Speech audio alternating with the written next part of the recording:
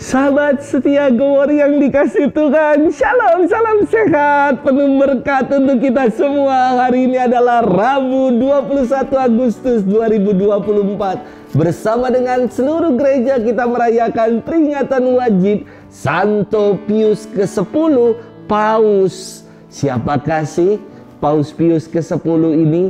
Namanya adalah Giuseppe Melchior Sarto. Ia lahir pada tahun 1835. Ia adalah anak kedua dari 10 orang bersaudara. Ia lahir dalam keluarga yang sangat-sangat sederhana. Ayahnya berprofesi sebagai tukang pos.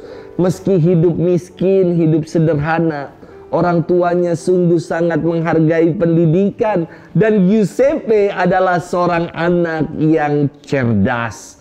Pada tahun 1858, Giuseppe ditabiskan menjadi imam. Dan pasca wafatnya Paus Leo ke-13 pada tahun 1903, Kardinal Giuseppe akhirnya mengikuti pemilihan Paus, dan dalam konklav Kardinal Giuseppe Sarto terpilih menjadi Bapa Suci, Bapa Paus, dan ia mengambil nama Pius ke-10. Nama Pius atau Pio, wah, ini Paus Pius ke-10 ini, dia dijuluki sebagai Paus Ekaristi karena beliaulah yang mengingatkan agar umat menerima komuni kudus. Dia menggiatkan umat sedapat mungkin menerima komuni kudus setiap hari. Dan Paus Pius ke-10 ini juga yang membuka kesempatan bagi anak-anak untuk menerima komuni pertama.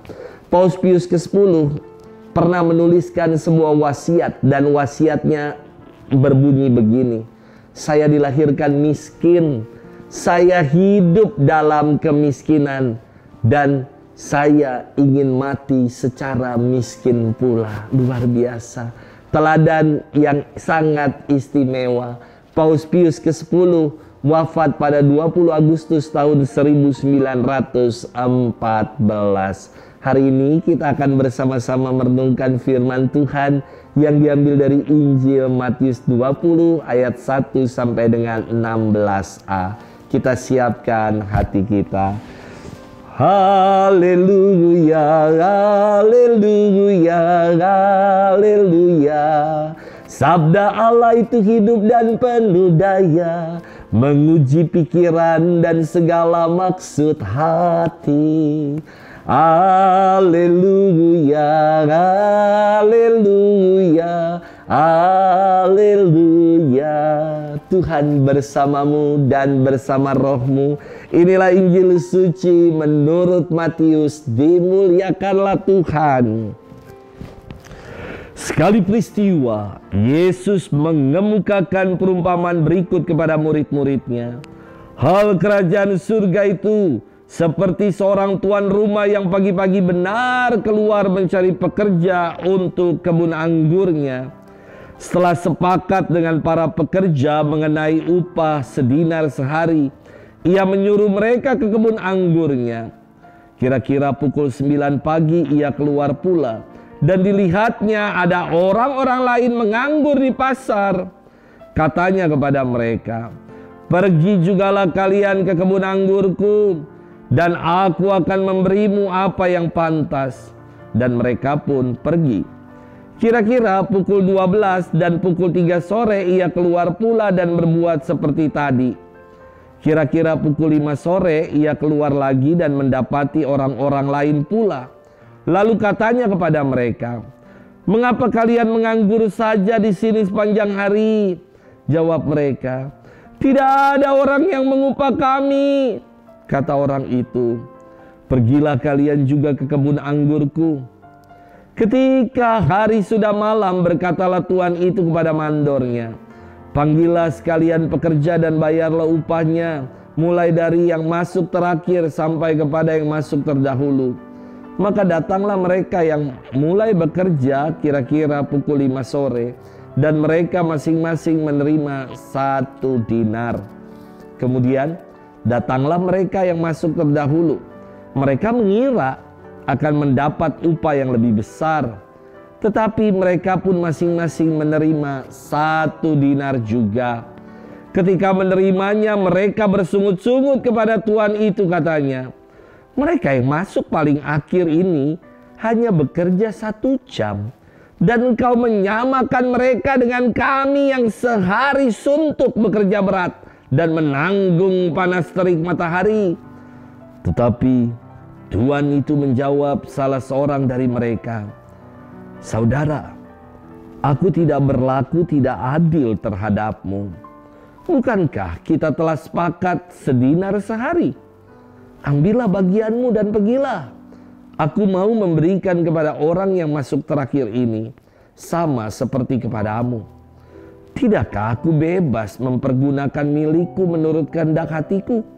Atau iri hatikah engkau karena aku murah hati? Demikianlah yang terakhir menjadi yang terdahulu, dan yang terdahulu menjadi yang terakhir.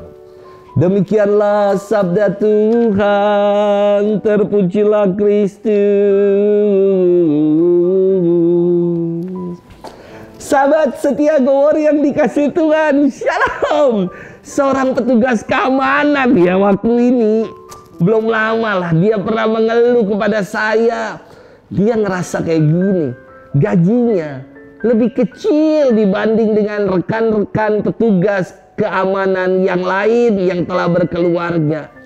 Dia bertanya kepada saya, kenapa ia tidak dapat tunjangan seperti petugas keamanan yang lain itu?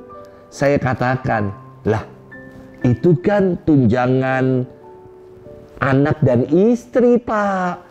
Istri, kalau bapak kan belum punya anak dan istri, jadi nggak dapat tunjangan itu. Kalau bapak dapat tunjangan itu istri siapa dan anak siapa, Pak?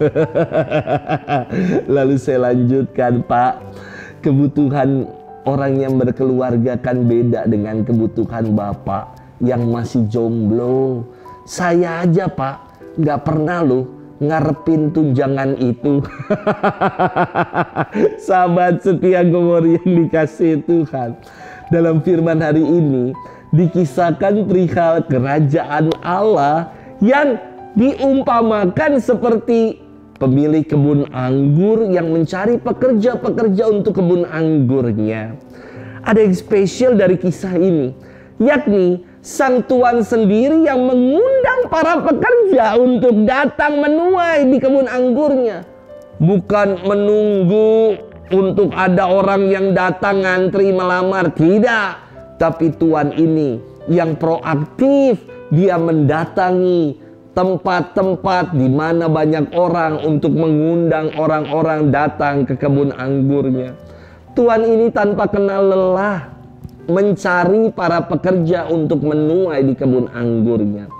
Saya kira demikian pula dengan Allah kita, yang selalu mencari dan mengundang kita untuk kita mau menuai, bekerja sama dengan dirinya dalam mewujudkan hadirnya kerajaan Allah. Bukan perkara nanti dan kelak, namun hadirnya kerajaan Allah kini dan sekarang. Kerajaan Allah yang sekarang perlu diupayakan adalah agar kualitas hidup kita manusia semakin sejahtera dan semakin seturut dengan kehendak Allah. Maka kepada mereka yang hanya kongko-kongko, kepada mereka yang duduk-duduk nganggur tidak ada kerjaannya, Allah mengundang mereka untuk turut menuai di kebun anggurnya. Upahnya semua sama, 1 dinar sehari.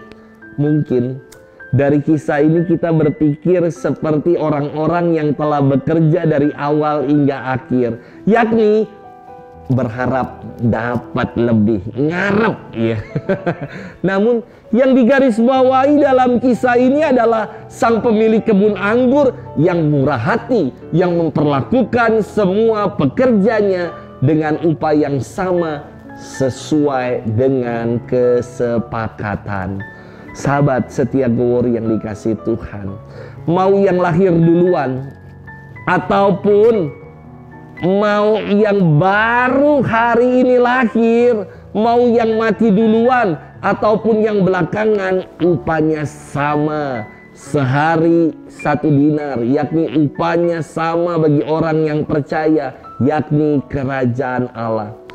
Maka buat saya, jangan bermental seperti pekerja yang datang di awal, yakni bersungut-sungut dan berharap dapat lebih, mendapat lebih. Aku udah jadi Katolik dari lahir, Romo. Aku udah jadi pelayan dan aktivis gereja loh. Aku sudah sumbang gereja. Aku dulu belusukan untuk mendapatkan izin buat gereja. Dan aku yang cari dana loh buat gereja.